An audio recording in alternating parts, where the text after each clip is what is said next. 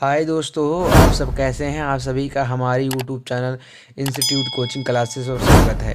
आज हम एक नए इंटरेस्टिंग वीडियो के साथ आए हैं जो क्लास 11 और 12 दोनों के लिए बहुत ही ज़्यादा मोस्ट इम्पॉर्टेंट होने वाला है ये वीडियो। इसमें आज हम मोललता क्या होता है इसके बारे में बहुत बेसिक से समझेंगे या बहुत बढ़िया से डिस्कस करेंगे। आप ये मोललता जो इससे यहाँ पर पढ़ के जाएंगे, दोबारा आपको पढ़ने की आवश्यकता नहीं होगी। ये पूरा ध्यान लगा के पढ़ेंगे तो ये गारंटी है। तो पहले चलिए समय ना नष्ट कर कर हम अपनी डिफिनीशन पे आते हैं कि मोललता आखिर होता क्या है। तो ये डिफिनीशन भाषा इसमें जो है, किसी बिलियन के 1000 ग्राम विलायक में उपस्थित विलेय पदार्थों के मोलों अथवा ग्राम परमाणुओं की संख्याओं को, ये यहाँ से काटा हुआ है, यहाँ डायरेक्ट मोललता कहते हैं। मोललता फिर से, किसी बिलियन के 1000 ग्राम विलायक में उपस्थित विलेय पदार्थों के मोलों अथवा ग्राम अणुओं की संख्याओं को मोललता कहते हैं। इसे एम से प्रदर्शित करते हैं। नहीं समझ में आया तो चलिए एक बढ़िया उदाहरण से समझते हैं। डिफिनीशन तो है, और जो इसके बराबर होता है एम बराबर, जो इसे एम से प्रदर्शित करते हैं, इसे डब्लू और डब्लू वी गुड़े 1000 डब्लू मतलब एम वी गुड़े डब्लू वी कहते हैं। ये और बेसिक समझ कर इसे यहाँ पर आते हैं। तो आप यहाँ पर समझते होंगे, जैसे यहाँ पर पहले जानते होंगे, पहले लिख लेते हैं आपसे। यहाँ पर विलेय जो मोललता है और मोललता दोनों आपको यहाँ पर समझ में आ जाएगा। वो वीडियो एक हमारा मोललता पे है ना, उसे नहीं देखेंगे तब भी इसमें समझ में आ जाएगा मोललता क्या होता है और मोललता एकदम बेसिक से समझेंगे कि क्या होता है ये।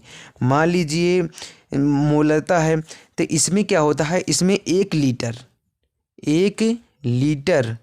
किसमें आयतन, 1 लीटर आयतन इसमें होता है। यही ध्यान देने की आवश्यकता है, यही पॉइंट है। 1 लीटर आयतन और इसमें क्या होता है 1000 ग्राम विलयन के विलायक, 1000 विलायक, यही विलायक ध्यान देना है। तो इसमें क्या है, विलायक का उत्पत्ति कहाँ से हुआ है, तो हम कहाँ से उत्पन्न होता पहले जानते हैं। विलयन जो होता है, अब विलयन जो होता है इसमें इसकी जो उत्पत्ति हुई है, बिलियन जो है, बिलियन होता है पहले। बिलियन में दो भागों में से बांटा गया है, एक विलेय में और एक किसमें, एक विलायक में। बिलियन को 2 भागों में, विलेय और विलायक, ये 2 भागों में बांटा गया है।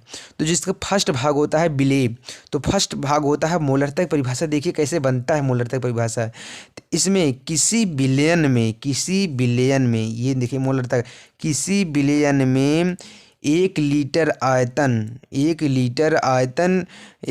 आयतन में उपस्थित विलेय मोलों की संख्याओं को मोललता कहते हैं। नहीं समझ में आया, फिर से समझेंगे, आराम से समझेंगे कि होता क्या है, आखिर में होता क्या है। तो पहले मोललता की बात कर लेते हैं। जैसे किसी बिलियन में 1000 ग्राम विलायक में उपस्थित विलेय पदार्थों के मोलों की संख्या मोललता कहलाती है। आपको समझ में आ गया होगा कि जो मोललता होता है 1 लीटर आयतन, किसी बिलियन में 1 लीटर आयतन, 1 लीटर आयतन के विलेय में उपस्थित जो मोलों की संख्याएं होती हैं, उसे ही मोललता कहते हैं। फिर से मोललता किसे कहते हैं, किसी बिलियन में उपस्थित 100 ग्राम विलायक में 100 ग्राम विलायक में 100 बिलियन में उपस्थित 100 ग्राम विलायक में जो मोलों की संख्या होती है वही मोललता होती है। और मोललता जो होती है, मोललता क्या होता है, किसी बिलियन में 1 लीटर आयतन विलेय में उपस्थित मोलों की जो संख्या होती है उसे हम क्या कहते हैं, मोललता कहते हैं। आपको समझ आया होगा। अगर बात करें हम इसकी जो मोललता, अब आ जाते हैं, ये तो मान लीजिए ट्रिक हो गया बेसिक में। अगर बात करें मोललता होता क्या है, तो मोललता बराबर क्या होता है, तो हम लिख लेंगे विलेय, क्या लिख लेंगे विलेय, इसमें लिख लेंगे क्या होता है, विलेय पदार्थ के मोलों की संख्या बटे प्रति इसी डिफिनीशन से देखते रहिए, डिफिनीशन से ही निकाल रहे हैं इसे। किलोग्राम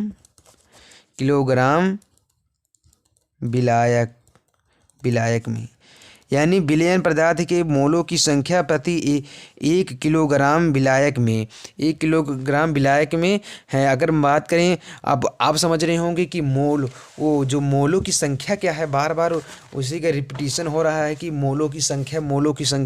तो मोलों की संख्या आपको अगर बताएं, जो मोलों की संख्या लिखवा देते हैं, मोलों की संख्या होती क्या है, मोलों की संख्या कैसे जानेंगे। तो जो मोलों की संख्या होती है, लिखने में बहुत ज़्यादा टाइम चला जाता है, इसीलिए हम सोचते हैं बोल के मगर लिखा देते हैं आप ही के लिए। विलेय के आणविक लिख दें, अणु नहीं, यहाँ आणविक रहेगा, आणविक द्रव्यमान में जितना विलेय पदार्थ की मात्रा उपस्थित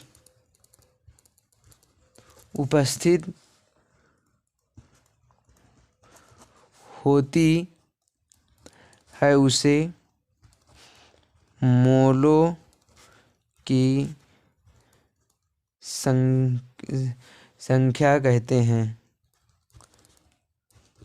यानी विलेय होता है, विलेय के आणविक द्रव्यमान में जितने विलेय पदार्थ की मात्रा उपस्थित होती है उसे ही मोलों की संख्या कहते हैं।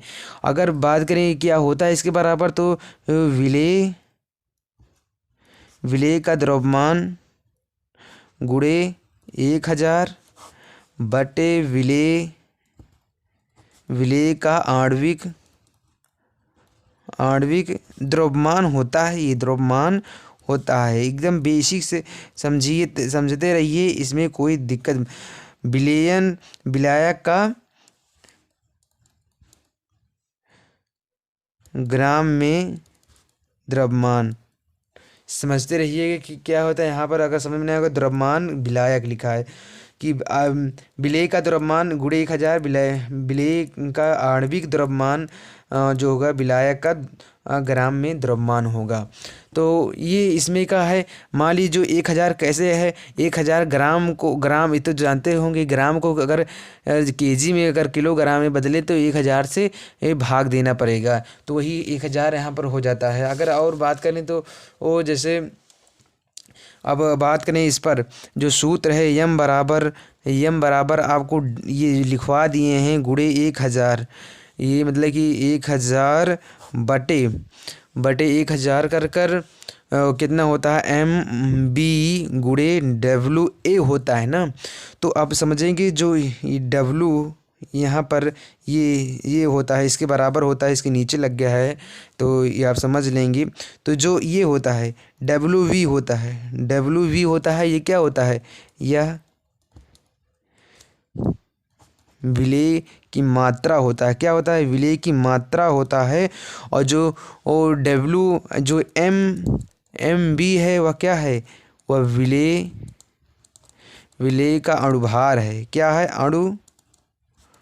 अणुभार है। देखते रहिएगा अणुभार क्या है। उसके बाद जो V है, चाहे उसे B हम कहें और चाहे WA कहें, चाहे V कहें, वही होगा विलयन का ग्राम में आयतन होगा। ध्यान दीजिए, बहुत ही ज़्यादा। अब आप समझ रहे होंगे कि जो A है B है क्या, समझा दे रहे हैं। A क्या है, A जो होता है और V, A होता है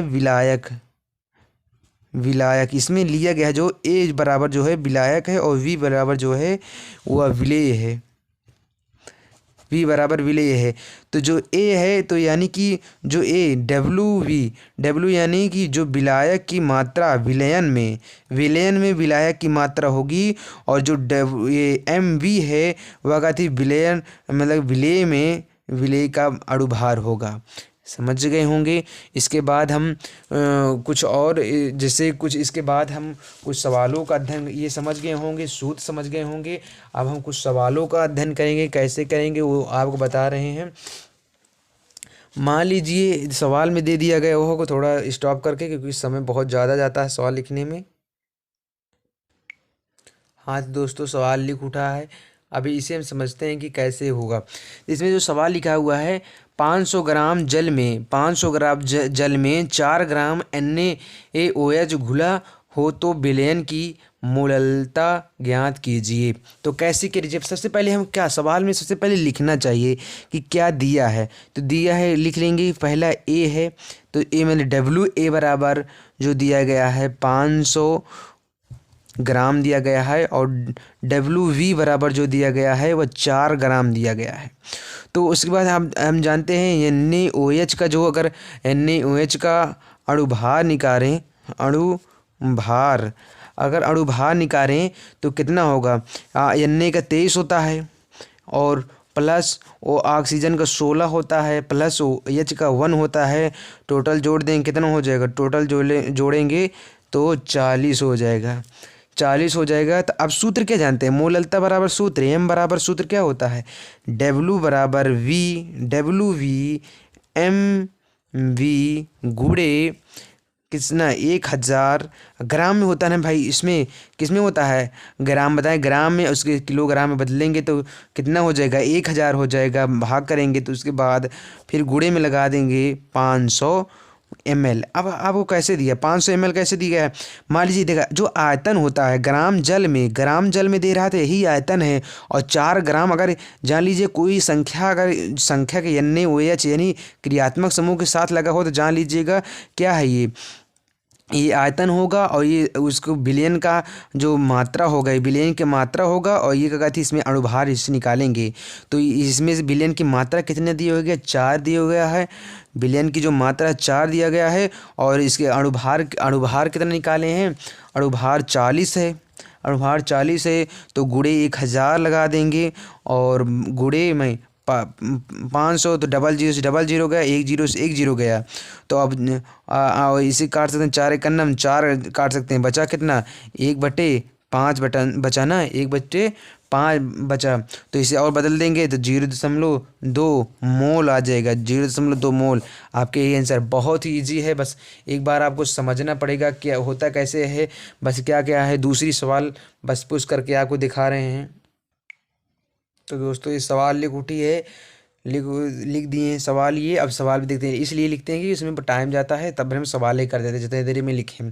तो फिर इसमें क्या दिया गया, 2.82 ग्राम ग्लूकोज को 30 ग्राम जल में विलय किया, 30 ग्राम जल में विलय किया गया विलयन की मोललता ज्ञात कीजिए। 30 ग्राम में इसे किया गया, तो कैसे मोललता ज्ञात करेंगे। तो सबसे पहले क्या लिखते हैं, ग्लूकोज इसमें दिया गया है, तो ग्लूकोज जानते हैं क्या हो, ग्लूकोज का जो सूत्र होता है लिख लेंगे, ग्लूकोज हल लिख लेंगे। जो ग्लूकोज होगा, ग्लूकोज का होता है क्या होता है, C2H12O6, यही तो होता है ना, C2H12O6, यही इसका मतलब यही सूत्र होता है। जो इसका अगर अर्थ निकालें, और जो V दिया गया है WV आप जान चुके हैं। WV जो ग्लूकोज के सामने जुड़ा हो, जो ग्लूकोज को बता रहा हो कितना ग्राम है, वही क्या होता है, विलय की मात्रा होती है। तो कितना है, जो WV होता है 2.82 होता है, बराबर है ना, तो इसलिए 2.82 ग्राम में दिया गया है। और बात करें WA यानी आयतन, चाहे आयतन करें चाहे V कर दें, चाहे WAV करेंगे, किस में मोलरता में ज्ञात करेंगे, मगर इसमें A लगा दे रहे हैं इसीलिए। तो इसमें कितना दिया गया है, 30 ग्राम दिया गया है, 30 ग्राम लिख देंगे। और यहाँ पर जो M दिया गया है यानी MV यानी अणुभार कितना होगा, अणुभार हम बता दे रहे हैं, वैसे आप निकालेंगे। इसका 2 होगा, इसका 12 होगा, इसकी 1 होता है, इसका O6 है तो O1 का 16 होता है, और 6 से गुणा कर देंगे तो टोटल जोड़ने में कितना आएगा, 100 जोड़ेंगे तो आप 180 निकल कर आएगा, 180 निकल कर आएगा। तो अब आगे सूत्र पर रख देते हैं। सूत्र क्या है हमारा, W है बटे M V है, गुणे में 1000 है और बटे में WA है। तो अब इस पर सूत्र पर रख देंगे 2.82 और गुणे में 1000 फिर गुणे